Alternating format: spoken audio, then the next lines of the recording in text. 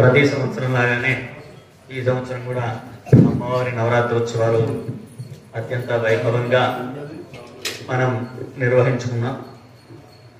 అయితే నిన్న రాత్రి భజన తర్వాత లలితన్న ఒక మాట చెప్పాడు. శాస్త్రులు గారు ఉన్నప్పుడు, చంద్రమౌళి తాత శాస్త్రులు గారు ఉన్నప్పుడు భజన అయిపోయిన తర్వాత అందరూ వెళ్ళిపోయిన తర్వాత ఎక్కడైతే భజన చేసిండ్రో అక్కడికి వచ్చి ఆ మక్యంతా ఇట్లా తీసుకొని నెత్తికి రాసుకునేదిరా. ఎందుకు అట్లా వాడు చేసేది, అసలు దాంట్లో ఉన్నటువంటి పరమార్థం ఏమిటి అనేది మనం తెలుసుకోవాలి. ఇక్కడ ఎన్నో సంవత్సరాలుగా ఎంతో మంది అనేకులు అనేక రకాలుగా సేవ చేస్తూ వస్తూ ఉన్నారు. ఇక్కడ ఏది చేసినా సేవ అనే భావంలోనే ఉన్నారు. ఏది చేసినా చివరికి అక్కడ విస్తారతుడి దగ్గర నుండి లోపల పూజ చేసేదాకా, భజన చేసిన దగ్గర నుండి డోలు వాయించడం దాకా అన్నీ అమ్మవారి సేవ అని. ఈ సేవ వల్ల ఏమిటి ప్రయోజనం? ఎందుకు ఇన్ని సంవత్సరాలుగా ఇంతమంది ఎట్లా చేయగలరు? ఎందుకంటే నిన్న భజన అయిన తర్వాత మేము మాట అనుకున్నాం, ఈ భజన కనుక డబ్బులు ఇచ్చి చేపిస్తే 5 లక్షలు ఇచ్చినా ఎవరు చేయడని. 8 గంటల 50 అంటే 9 గంటలకు ప్రారంభం చేసిన భజన రాత్రి 1 గంటగా అయిందండి. ఒక్కొక్కరికి 10,000 చొప్పులు ఇచ్చినా దాదాపు నిన్న 40-50 మంది. 100 మంది అంటే ఎన్ని డబ్బులు కావాలి? అన్ని డబ్బులు ఇచ్చినా అంతసేపు అంత శ్రద్ధగా భజన చేయరు. మరి ఏమిటి ఇందులో ఉన్నటువంటి రహస్యం ఏమిటి? ఎందుకు ఇక్కడ సేవ చేయడానికి వస్తా ఉన్నారు? అమ్మవారి సేవ చేస్తే ఏమొస్తుంది అనే విషయాన్ని చెప్పేటువంటి ఒక అద్భుతమైన కథ కరెక్ట్గా 15 నిమిషాల్లో చెప్తా, శ్రద్ధగా వినండి. అమ్మవారి సేవ చేస్తే ఏమొస్తుంది అంటే, కాళిదాసు అశ్వదాటి స్తోత్రం అని ఒక అమ్మవారి స్తోత్రాన్ని రాసి అందులో ఒక శ్లోకంలో చివరన ఒక మాట పెట్టాడు. లుంపంతి దైవలిఖితాని దురక్షరాని. ఏమిటిది అంటే, లుంపంతి అంటే దులిపేయడం, దులుపుతాం కదా అంత అయిపోయినాక. లుంపంతి దైవలిఖితాని అంటే దేవుని చేత రాయబడ్డటువంటి, దురక్షరాని చెడు అక్షరాలు ఏవైతే ఉన్నాయో వాటిని దులిపేస్తుందట. ఏమిటండి దేవుని చేత రాయబడేటువంటి దురక్షరాలు? దీనికి ఏమిటి అసలు, దీని అర్థం ఏమిటి? ఆయన కాళిదాసు ఎందుకలా రాశాడు అంటే, కాళిదాసు యొక్క భావంలో లక్ష్మీ వశీకరణ చూర్ణ శిరోధరాంసి అని ప్రారంభం చేస్తాడు ఆ శ్లోకాన్ని. నాయన, ప్రపంచంలో మానవులందరికీ కావలసింది లక్ష్మి. మాకు డబ్బులు వద్దండి, మేము కోటీశ్వరులం. ఇక్కడ లక్ష్మి అంటే కేవలం డబ్బే కాదు, యశస్సు, కీర్తి, ఐశ్వర్యము, ఆయుష్యము, వైరాగ్యం అని కూడా ఐశ్వర్యానికి పేరు. పరమైశ్వర్యం అంటే వైరాగ్యం. ఏదో ఒక రకమైన ఐశ్వర్యం ఓడికి కావాలి. ఓడికి డబ్బు కావాలి, ఓడికి ఇంకేదో పేరు కావాలి, ఇంకోటికి ఏదో కీర్తి కావాలి, ప్రతిష్ట కావాలి, ఇంకోటికి ఏదో వైరాగ్యం కావాలి. ఒక్కొక్కడికి ఒకటి కావాలి. ఏదైనా అది ఐశ్వర్యం. ఈ ఐశ్వర్యాన్ని వశీకరణం అంటే లాగేటువంటి చూర్ణం ఏదైనా ఉన్నదా? నిజమైనటువంటి అమ్మవారి సేవ చేసే వాళ్ళ యొక్క పాదముల కింద ఉన్నటువంటి మట్టి రేణువులు అంతటి ఐశ్వర్యాన్ని ఇయ్యగలవు అని. ఎందుకంటే అసలైతే దీనికి అమ్మవారి పాద ధూళి అని చెప్పుకోవాలి. అమ్మవారి పాద ధూళి మనకు దొరకదు, అంటే మనం మానవ మాత్రులం, అందులోనూ కల్మష హృదయులం. ఎంతటి కల్మషం అంటే ఇంకా అది చెప్పడానికి లేదు. కాబట్టి అమ్మవారి పాదధూళి మనకు దొరికేది లేదు. మనకేం దొరికేది ఇంకా మరి అంటే, అమ్మవారి భక్తులు సేవకుల యొక్క పాదధూళి మనకు దొరికే అవకాశం ఉన్నది. కాబట్టి అట్టా చెప్పుకుందాం, అమ్మవారి యొక్క భక్తుల యొక్క లేదా సేవకుల యొక్క పాదధూళి ఐశ్వర్యాన్ని కలుగజేస్తుంది. అంతేకాదు, ఆ ధూళిని కనుక నువ్వు శిరస్సున ధరిస్తే భగవంతుడు నీ నుదుటున రాసినటువంటి ఏవైతే దురక్షరాలు అంటే చెడు అక్షరాలు ఇక్కడ రాసినటువంటి ఏవైనా ఉంటే, బ్రహ్మ రాసినటువంటి ఏవైనా దురక్షరాలు ఏమైనా ఉంటే వాటిని అది తుడిచివేస్తుందట. అంతటి శక్తి అమ్మవారి భక్తుల యొక్క పాదరేణువులకు ఉన్నది. కాబట్టి చంద్రమోహన్ తాత అంత అయిపోయిన తర్వాత వచ్చి ఇట్లా రాసుకొని నెత్తి పూసుకునేది. నిన్న అన్న చెప్తే నాకు అది అనిపించింది. అటువంటి శక్తి రాజుకి సంబంధించినటువంటి అమ్మవారి మహాత్మ్యానికి సంబంధించిన కథ ప్రారంభం చేద్దాం. శ్రద్ధగా వినండి. పూర్వము కల్మషపాదుడని ఒక రాజు ఉండేవాడు. ఆయనకు ఆ పేరు ఎందుకు వచ్చిందో మనం తర్వాత తెలుస్తుంది కథలో. రాజుగారి పేరు కల్మషపాదుడు. ఈయన గొప్ప పరాక్రమం కలిగినటువంటి వీరుడు. ఒకనాడు వేటకు పోయినాడు అడవికి.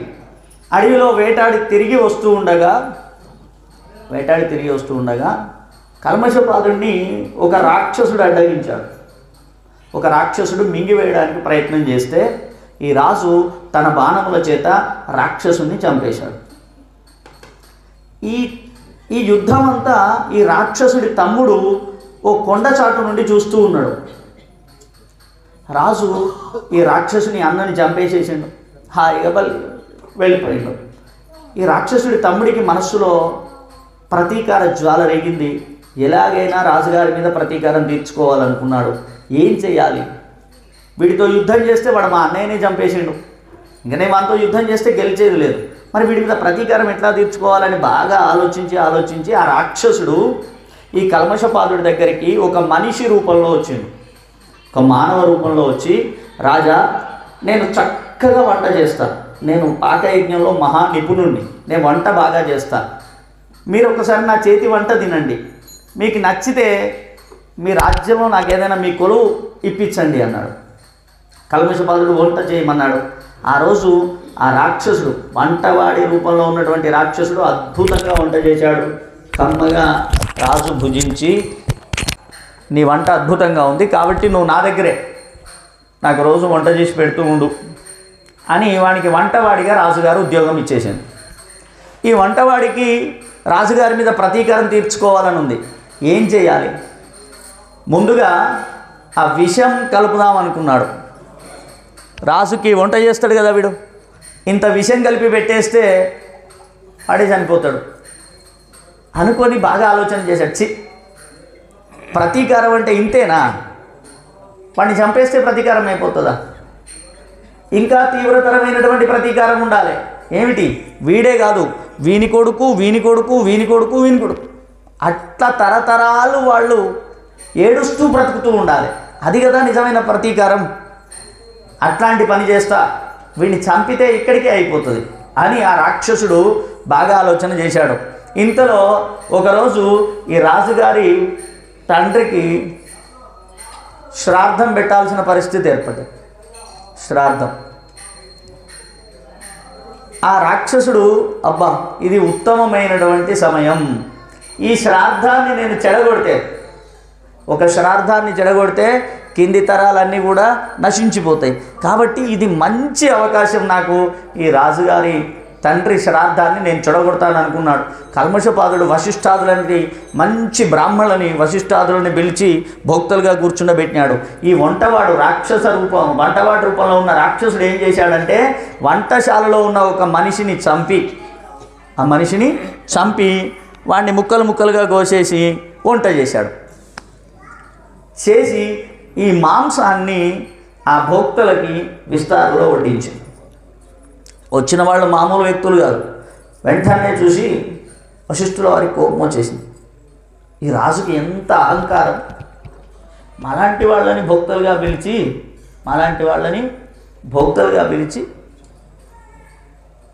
నరమాంసం పెడతాడా అని వెంటనే లేచి చేతిలోకి నీళ్ళని తీసుకొని రాజుగారిని శపించాడు. రాజా, అహంకారం చేత నరమాంసాన్ని నువ్వు నాకు విస్తారంలో వడ్డించినందుకు గాను, అటు పితృదోషం అంటే అటు శ్రాద్ధఘాతం చేసినందుకు గాను నువ్వు బ్రహ్మరాక్షసుడు అయిపోతావు అని. వెంటనే రాజుకు అర్థం కాదు అసలు ఏం జరిగింది విషయం అని. తర్వాత ఈయన దివ్య దృష్టితో చూసి, అరెరే ఇది రాజు చేసిన తప్పు కాదు, రాజు వంటశాలలో ఉన్న ఆ వాడు రాక్షసుడు, రాజు మీద ప్రతీకారం తీర్చుకోవడం కోసం ఈ పని చేశాడు అని తెలుసుకొని వెంటనే రాజుగారితో చెప్పి, రాజా నీ వంటశాలలో ఉన్నటువంటి వంటవాడు రాక్షసుడు, వాడిని సంహరించమని చెప్పి తన శాపాన్ని కాస్త తగ్గించాడు. అంతే, తిరిగి తీసుకునే అధికారం ఎవరికి లేదు, కొంచెం తగ్గించాడు. ఏమిటి?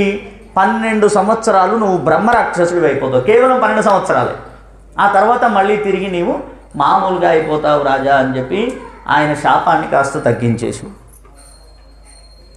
ఇక వెంటనే ఈ రాజు అక్కడి నుంచి బయలుదేరి అడవికి వచ్చేసిండు. ఎందుకంటే ఆ రోజు రాత్రి వాడు 12 అయిందంటే బ్రహ్మరాక్షసుడిగా మారిపోతాడు.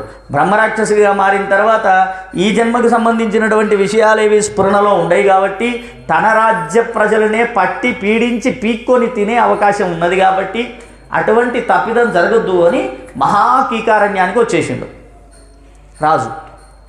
రాత్రి 12 గంటలకల్లా వాడు బ్రహ్మరాక్షసుడిగా మారిపోయిండు. ఎప్పుడైతే బ్రహ్మరాక్షసుడిగా మారిపోయిండో వెంటనే భయంకరమైనటువంటి ఆకలి, విపరీతంగా ఆకలి అవుతున్నది ఈ రాక్షసుడిగా మారిన రాజుకు. చుట్టూ చూస్తూ అడవిలో తిరుగుతూ వస్తూ ఉండేప్పటికల్లా తెల్లవారిపోయింది, 4 అయింది. బ్రాహ్మీ ముహూర్తంలో 2 బ్రాహ్మణ దంపతులు స్నానానికని నదికి వెళ్తూ ఉన్నారు. వెళ్తూ ఉన్న సమయంలో ఆ బ్రాహ్మణ్ణి పట్టుకున్నాడు ఈ రాక్షసుడు. పట్టుకోగానే ఆ బ్రాహ్మడి భార్య రాజును వేడుకుంటూ ఉన్నది. మహాపతివ్రత, ఆవిడకు విషయం అంతా తెలిసిపోయింది. వాడిని చూడంగానే, రాజా నా భర్తను వదిలిపెట్టవయ్యా, నువ్వు రాక్షసుడివి కాదు, నువ్వు రాజువు, నాకంతా తెలుసు, దయచేసి నా భర్తను వదిలేసేయి, మాకు మొన్ననే పెళ్ళయింది అని ఎంత బతిమిలాడినా వాడు రాక్షస శరీరంలో ఉన్నాడు కాబట్టి వినకుండారుగా ఆ బ్రాహ్మడి తల పీక్కొని తినేసి క్షణాల్లో ఎముకలన్నీ అక్కడ బారేసి వెళ్ళిపోయాడు. అట్లా వెళ్ళిపోతూ ఉంటే ఆవిడకి చాలా కోపం వచ్చేసింది. ఓరి దుర్మధాంతుడా, నువ్వు రాజు అయి ఉండి బ్రాహ్మణుల్ని రక్షణ చేయాల్సినటువంటి స్థానంలో ఉండి నువ్వు చంపుకొని తినేసావు కాబట్టి, నా భర్త నుండి నన్ను దూరం చేసావు కాబట్టి నీకు ఇదే నా శాపం. వశిష్ఠుడిచ్చినటువంటి శాపం నీకు 12 సంవత్సరాలే, నేనిచ్చే శాపం ఎల్లకాలం. ఏమిటా శాపం? నీవు గనక నీ భార్య సమాగమం అంటే నువ్వు నీ భార్యని ముట్టుకుంటే చాలు, నీ తల 1000 వక్కలైపోయి నువ్వు నశించిపోతావని శాపం పెట్టేసి. ఇట్లా కొంతకాలం గడిచింది. ఎంతకాలం గడిచింది? 12 సంవత్సరాలు అయిపోయినాయి. 12 సంవత్సరాలు అయిపోయింది. ఆ రోజు రాత్రి ఈ రాజుగారికి ఈ రాక్షస రూపం పోయింది, మళ్ళీ రాజు అయిండు. ఇంటికి పోవాలని మనస్సు లాగుతూ ఉన్నది, బుద్ధి చెప్తూ ఉన్నది, నాయనా ఇంటికి పోకు, ఇంటికి పోతే నీ భార్య నిన్ను ముట్టుకున్నదనుకో నీ తల బలికి చచ్చిపోతావు. ఆ బ్రాహ్మణ స్త్రీ పెట్టిన శాపం జ్ఞాపకం ఉన్నది. రాజుకు దుఃఖం కలిగిందని నేను ఏం చేయాలి, ఇంటికి పోవాలా వద్దా అని ఏడుస్తూ అదే అడవిలో కూర్చున్నాడు. అదే అడవిలో కూర్చుంటే అదృష్టవశాత్తు కొద్ది రోజుల తర్వాత ఆయనకి గౌతముడు అనే ఒక మహాముని ఎదురయ్యిండు. ఈ కల్మషపాదుడు గౌతముడి పాదాల మీద పడి నమస్కారం చేసి భోరున ఏడుస్తూ ఉన్నాడు. రాజా, నువ్వు కల్మషపాదుడివి కదా, ఈ అడవిలో ఎందుకున్నావు, ఎందుకు ఏడుస్తున్నావు, ఏం జరిగిందయ్యా అని గౌతముడు అడిగితే జరిగిన విషయం అంతా పూసగుచ్చినట్టుగా చెప్పాడు. అప్పుడు గౌతముడు, ఇంత దానికైనా నువ్వు ఇంత ఏడుస్తున్నావు, ఏడో దా అని చెప్పి ఓ చెట్టు దగ్గరికి తీసుకుపోయి కూర్చుండబెట్టి, నీకు నేను అమ్మవారి మంత్రాన్ని ఉపదేశం ఇస్తున్నాను, దీన్ని అనుష్ఠించు, భగవతిని సేవించు, భగవతిని అర్చించు. అందుకే అంటారు రాజ్యం దేయం శ్రియం దేయం నదేయం షోడశీ మహావిద్య అని. అమ్మవారి మంత్రాన్ని నువ్వు ఎవడైనా నిన్ను అడిగాడు అనుకోండి, మీ దగ్గర ఉన్న డబ్బంతా ఇచ్చేయండి, ఏం పర్వాలేదు, కానీ అమ్మవారి మంత్రాన్ని మాత్రం చెప్పకండి వాడికి అని పెద్దలు చెప్పేది. అంత గొప్పది అది. కాబట్టి ఆ మంత్రం ఉపదేశం ఇచ్చాడు. ఇచ్చి అమ్మ సేవ చేయవయ్యా మహారాజా, నీకు ఆ శాపం అదే తొలగిపోతుంది అమ్మవారి అనుగ్రహం ఉంటే అన్న. రాజుకి ఇంకా నమ్మకం కుదరలే. ఒకటి, నాకు బ్రహ్మహత్యా పాతకం వచ్చింది, బ్రాహ్మణ్ణి చంపుకొని తిన్నా కాబట్టి బ్రహ్మహత్యా పాతకం. అదే మహాభయంకరం అంటే ఒక మహాపతివ్రత శాపం వచ్చింది. ఇంద్రుడే చాలా కష్టపడ్డాడు బ్రహ్మహత్యా పాతకాన్ని పోగొట్టుకోవడానికి, చివరికి 4గురికి పంచి పెట్టాడు. ఆ కథ భాగవతంలో వస్తుంది. మరి నేనెంత, ఈయన ఏదో అమ్మవారి మంత్రం చెప్పి నీకు అన్ని శాపాలు పోతాయి, అన్ని దోషాలు పోతాయి, అన్ని పాపాలు పోతాయి అంటున్నాడు, ఇది నిజమేనా అని రాజుకు నమ్మకం కలగల మనస్సులో. గౌతముడు ఏమిటండి మీరు అన్నది బాగానే ఉంది, కానీ నిజంగా భగవతి ఆరాధనకి అంతటి శక్తి ఉన్నదా? గౌతముడు అన్నాడు, రాజా అమ్మవారి శక్తి గురించి చెప్పడానికి ఎప్పటికీ సాధ్యమయ్యా, ఆమెని ఆశ్రయిస్తే చాలు, ఆమెని సేవిస్తే చాలు, అన్ని కీర్తులు యశస్సులు ఐశ్వర్యాలు నీ వెంట పరిగెత్తుకొని వస్తాయి. ఒక్క ఐశ్వర్యాలు రావడమే కాదు, పాపాలన్నీ నశించిపోతాయి. ఒక్క పాపాలు నశించిపోవడమే కాదు, శాపాలు నశించిపోతాయి. పాపం అంటే వ్యక్తిగతంగా చేసుకున్నటువంటిది. పాపాలు నశించిపోతాయి, శాపాలు నశించిపోతాయి. అంత గొప్పదయ్యా అమ్మవారి సేవ. నీకు కథ చెప్తా విను రాజా అని గౌతముడు రాజుకి ఇంకో కథ చెప్తూ ఉన్నాడు. ఏమిటా కథ అంటే, పూర్వము ఆయన ఒక ఉత్తమమైనటువంటి బ్రాహ్మడు సుధర్ముడు, ఆయనకి ఒక కూతురు ఉండేది. రాజా, గౌతముడు రాజుతో ఇంకో కథ చెప్తూ ఉన్నాడు. పూర్వము సుధర్ముడు అనే ఒక బ్రాహ్మడు, ఆయనకు ఒక అందమైనటువంటి కూతురు ఉండేది. ఆమెకి పెళ్లి చేశాడు. పాపం పెళ్ళైన కొద్ది సంవత్సరాలకే భర్త మరణించాడు దురదృష్టవశాత్తు. ఇక తదనంతరం ఆవిడ యుక్త వయస్సుకు వచ్చేప్పటికల్లా భర్త నశించిపోవడం వల్ల ఈవిడ కాస్త జారత్వానికి అలవాటు పడ్డది. ఈ విషయం తండ్రికి తెలిసింది.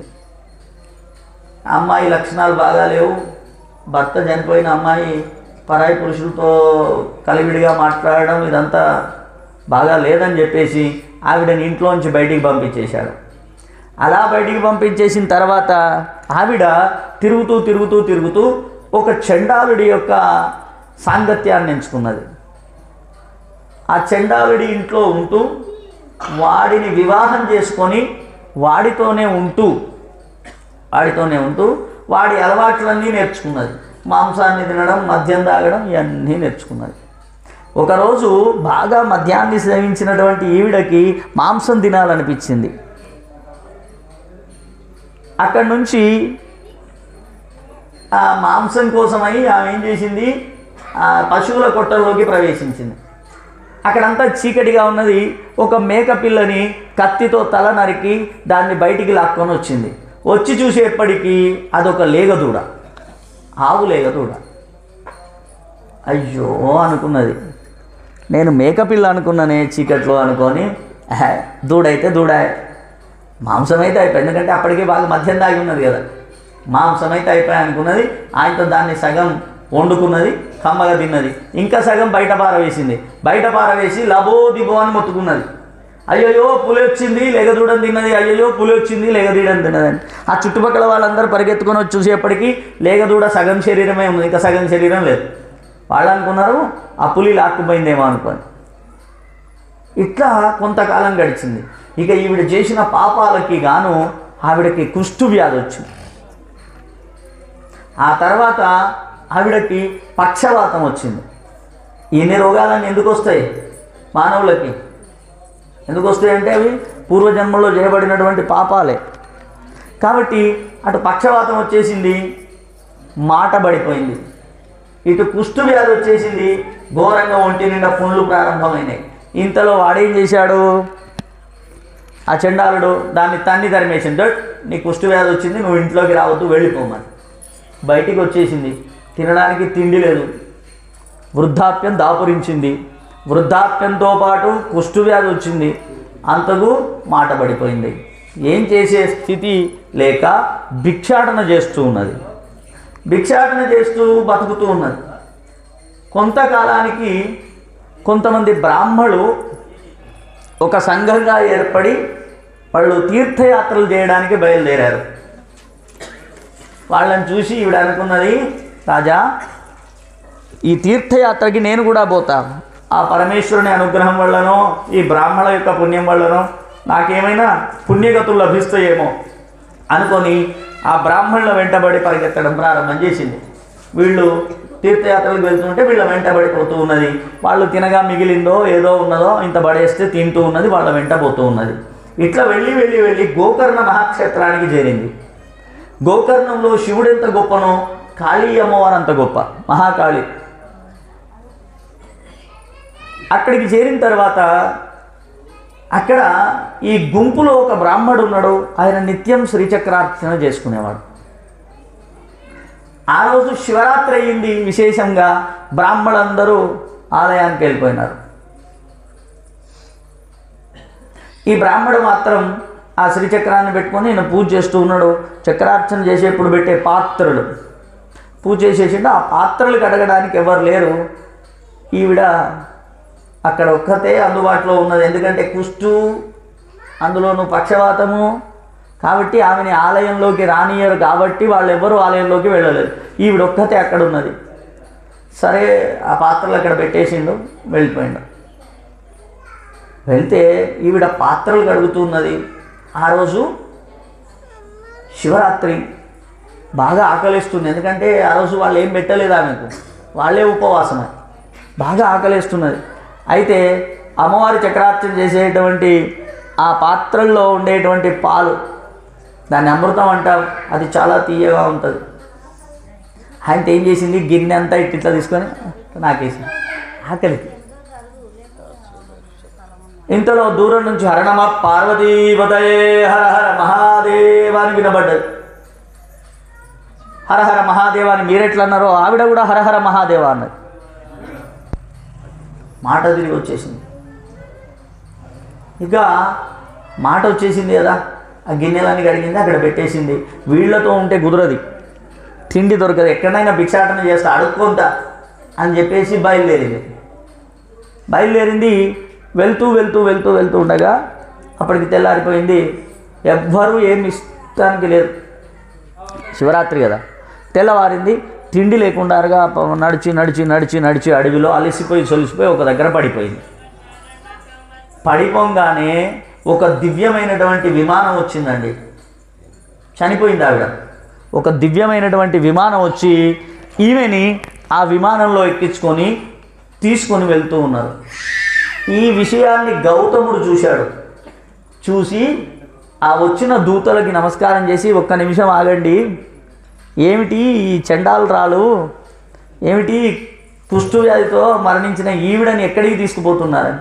అప్పుడు చెప్పారట, నాయన ఈవిడకి మణిద్వీప వాసం వచ్చింది. అంత గొప్ప విషయం అండి. జగదంబా విశ్వపాలిని మాతాకి జై. మణిద్వీప వాసం మామూలు విషయమా? ఆశ్చర్యపోయింది గౌతమ్. ఏమిటండి, ఎన్నో సంవత్సరాలు తపస్సు చేస్తే కానీ, ఆమె సేవ చేస్తే కానీ రానటువంటి మణిద్వీపవాసము ఒక చండాలురాలు, అందులోనూ అది ఎన్ని పాపాలు చేసింది. భర్త చనిపోతే ఓ చండాలం దగ్గర ఉన్నది, వాళ్ళ దగ్గర మాంసం తిన్నది, మందు తాగింది, వాళ్ళతో పిల్లల్ని కన్నది, ఆ తర్వాత మాంసం కోసం ఒక లేగదూడని చంపింది, కుష్ఠురాలైపోయింది. ఇటువంటి నీచమైనటువంటి చరిత్ర కలిగిన ఈవిడకి మణిద్వీపవాసం ఏమిటండి అని గౌతముడు వాళ్ళని ప్రశ్న చేస్తే, నాయన అదంతా అమ్మవారి యొక్క దివ్యమైనటువంటి కటాక్షం. అధములమైతనను మరువాదరింపదా నా భజన చెప్పినాన. మనం అధములమై ఆమె మర్చిపోతాం, కానీ ఒక్కసారి నువ్వు మనస్ఫూర్తిగా జ్ఞాపకం చేసుకో, ఆమె నిన్ను ఉద్ధరిస్తుంది. ఉద్ధరించడానికే ఆమె కూర్చొని ఉంటుంది, మనల్ని ఉద్ధరించడానికే కూర్చొని ఉంటుంది. కాబట్టి నాయన ఇదంతా అమ్మవారి యొక్క దివ్యమైనటువంటి అనుగ్రహం. చక్రార్చన తీర్థం, చక్రార్చన చేసే వాళ్ళ యొక్క సేవ, అమ్మవారి సేవ కాదు. పట్టి గిన్నెలు కడిగిందండి. అది 4 గిన్నెలే ఉంటాయి చక్రార్చనకి, ఏం పెద్ద బట్టని బట్టి ఆ 4 గిన్నెలు కడిగి ఆ తీర్థాన్ని, శ్రీపాద తీర్థాన్ని నోట్లో వేసుకున్నందుకే మనకి ద్వీపవాసం వచ్చింది అని గౌతముడు కల్మషపాదునికి చెప్పిండ. ఏమనుకున్నావయ్యా కల్మషపాద, ఇప్పుడు నీ మనస్సు కుదుట పడ్డదా? ఇప్పుడు చెప్పి ఇంకా అంతకంటే ఘోరమైన పాపాలు చేసావా నువ్వు? ఆమె అనుగ్రహం ఉంటే తొలగని పాపాలు లేవు, తొలగని శాపాలు లేవు. అంటే భగవతి యొక్క అనుగ్రహం చేత, ఆమె భక్తుల యొక్క పాద రజస్సు చేతనే అనేకమైనటువంటి వ్యాధులు నశింపజేయబడతాయి, కష్టాలు తొలగిపోతాయి, ఐశ్వర్యాలు కలుగుతాయి. అటువంటి అద్భుతమైనటువంటి అవకాశం. ఇంకా తర్వాత కథ మనకు అవసరం లేదు, ఇక్కడికి చాలు. ఇంకా చాలా పెద్ద ఉన్నది ఆ కథ, ఇక్కడికి చాలు మనకు. అంతటి ఐశ్వర్యాన్ని ఇవ్వగలిగినటువంటి భగవతి భక్తుల యొక్క పాద రజస్సు, వాళ్ళ మట్టి, పాదాల కింద మట్టే మనకు అంతటి ఐశ్వర్యాన్ని ఇస్తుంది, రోగాలు పోగొడుతుంది, శాపాలని పోగొడుతుంది. మనకు భగవతి ఎంతో అనుగ్రహించి ఇక్కడ సేవ చేసుకునేటువంటి అవకాశాన్ని కలుగజేసింది. ఇక్కడ ఏ రకమైనటువంటి సేవ చేసినా ఖచ్చితంగా అది అమ్మవారి సేవనే. అది అమ్మవారి పూజా ఫలితం ఎంతైతే ఉన్నదో ఇక్కడ సేవ చేసే వాళ్ళకి అంతే ఫలితం ఉంటుంది. అయితే 3 విషయాలని మనం దృష్టిలో ఉంచుకోవాలి. ఏమిటి? నిజంగా భగవతికి మన సేవ ముట్టాలి అంటే మనం 3 విషయాలని, అంటే మనం చేసే సేవ భగవతికి సమర్పణ లేదా అందాలి అంటే 3 విషయాలని దృష్టిలో ఉంచుకోవాలా వదిలేయాలా? ఏమిటా 3 అనేది నేను చెప్తా. మొట్టమొదటిది అహంకారం, రెండవది సిగ్గు, మూడవది గౌరవం. ఈ 3 ఉంచుకోవాలా వదిలేయాలా? వదిలేస్తే కానీ నీ సేవ అమ్మవారికి ముట్టదు. ఈ 3 వదిలేస్తే కానీ నువ్వు చేసే సేవ అమ్మవారికి నువ్వు అహంకారంతో చేసేటువంటి సేవ ఆమె స్వీకరించు. ఇక అమ్మవారి సేవ చేయడంలో నువ్వు కనుక సిగ్గుపడితే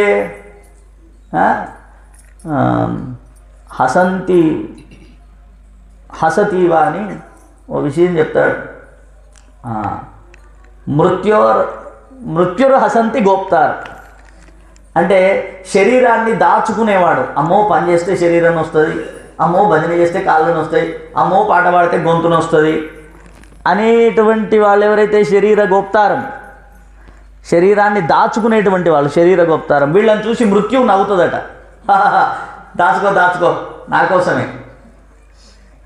నువ్వెంత కాపాడుకుంటావో, నువ్వెంత కాపాడుకున్నా అది నా కోసమే. మృత్యోర్ శరీర గోప్తారం,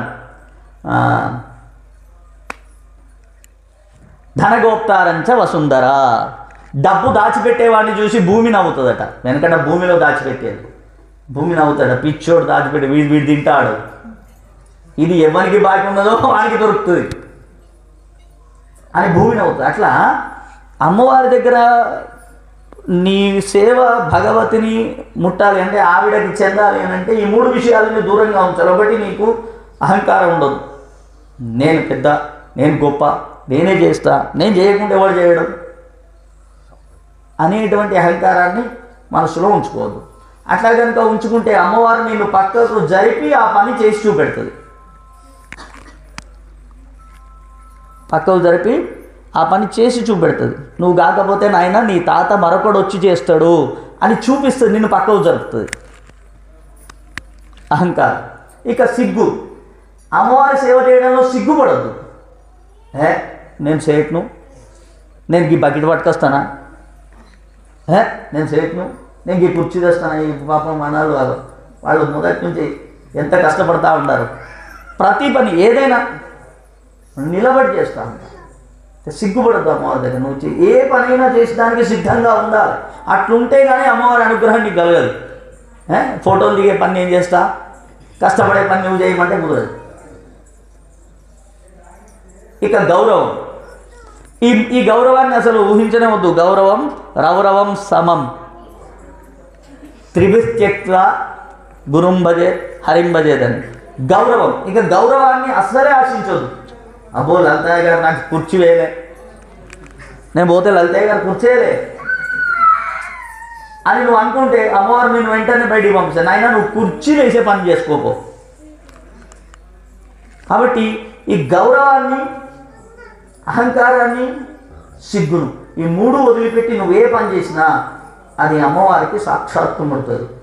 ఆ చిన్న పని వల్ల నీకు భగవంతుడు ఇక్కడ రాసి పెట్టిన ఏవైనా దుష్టవాక్యాలు ఉన్నాయి అంటే నీకు వచ్చే వ్యాధులో, లేకపోతే అపమృత్యాది దోషాలో, ఇంకేమైనా ఇక్కడ రాసిపెట్టిన చెడు అక్షరాలు ఏమైనా ఉంటే ఆ అమ్మవారి భక్తుల యొక్క పాద రజస్సు తొలగిస్తుంది.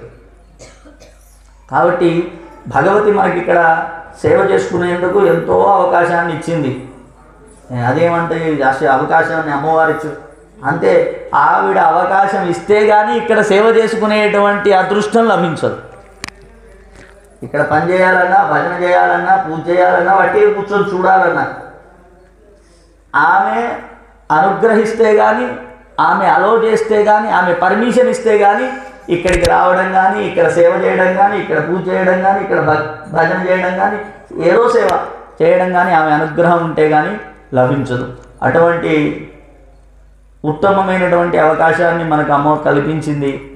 ఆ సేవలో మనస్ఫూర్తిగా నేను చెప్పిన ఈ 3 భావాలను పక్కకు పెట్టి మనస్ఫూర్తిగా సేవ చేసి అమ్మవారి యొక్క ఆశీర్వచనాన్ని మనందరం పొందాలి అని చెప్పి చివరికి ఒక మాట నిన్న లలితయ్య గారు అన్నారు, బట్టలాడ వారిసిపోతాను నేను మడత పెట్టుకుంటా అన్నారా కదా భజన చెప్పినప్పుడు. ఆయన స్థాయిలో ఉన్నటువంటి వ్యక్తి బట్టలు మడత పెట్టుకున్నాడు ఇవ్వండి.